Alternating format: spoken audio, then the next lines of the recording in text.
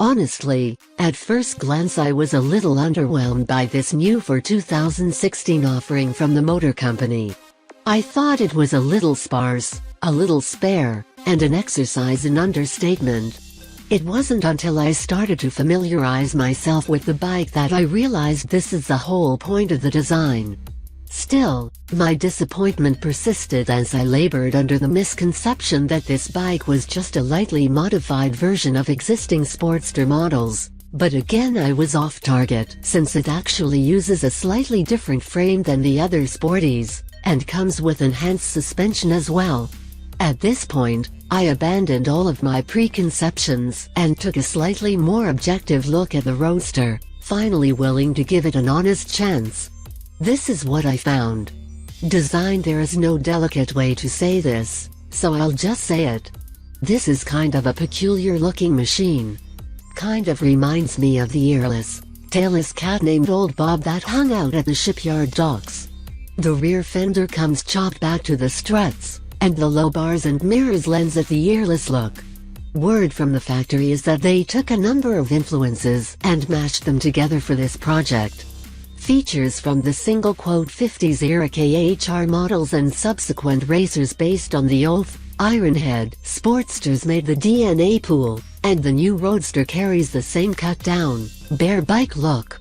Although the definition of the word Roadster has been added to over time, the modern interpretation as it applies to vehicles carries the implication, indeed the expectation, of a rather Spartan machine with minimal appointments.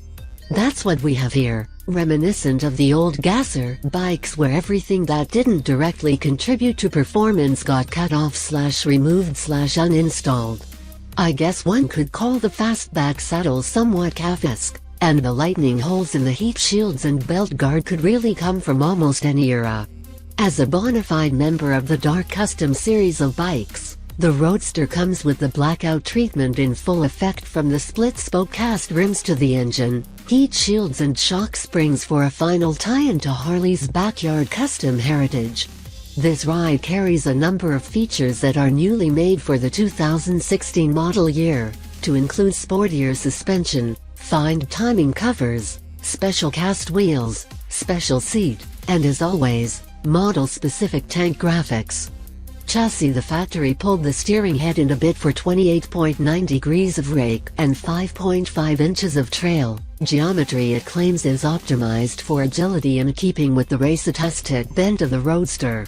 A set of 43mm used forks with tri-rate springs supports the front on 4.5 inches of travel, and a set of gas shocks with tri-rate, coilover springs and a screw-type reload adjustment on 3.2 inches of travel.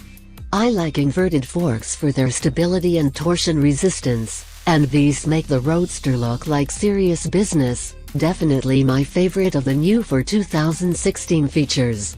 The 19-inch front and 18-inch rear tires push the seat up to 30.9 inches high, leaving us with 6 inches of ground clearance and the potential for over 30 degrees of lean.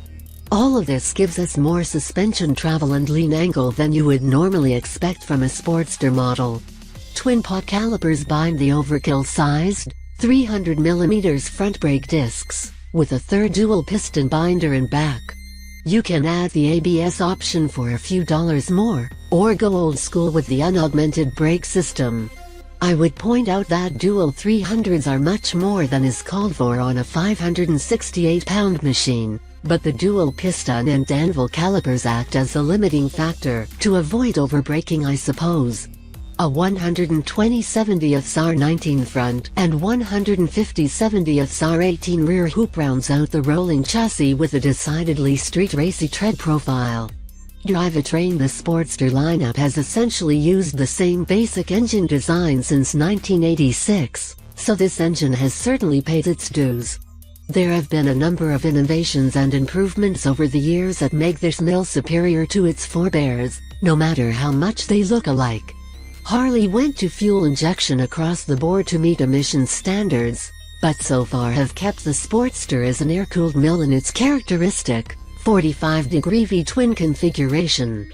The 3.5-inch bore and 3.811-inch stroke add up to 1,202.8 cc, 73.4 cubic inches, and the mill runs a 10:1 compression ratio, not particularly hot, but high enough to take mid-grades at least. All this combines to produce 76 pound-feet of torque at 3,750 rpm and 48 miles per gallon. This is plenty of power for explosive hole shots and relatively quick acceleration, but top end is still only going to be around 100-ish, so it's quick, but not necessarily fast. Unlike my sporty, rubber isolation mounts prevent much of the vibration from transferring to the frame, and so it will be less fatiguing on the highway. A 5-speed transmission and belt drive makes the final connection to the rear wheel and pavement. Price as usual, Harley is fairly proud of its product, and it shows on the sticker. The base model in vivid black with charcoal denim pinstripe will set you back $11,199. As usual, the King of Paint offers upgrade paint packages with the black denim/red pinstripe or velocity red sunglow/red pinstripe for $11,549, and the two-tone, billet silver/vivid black for $11,749.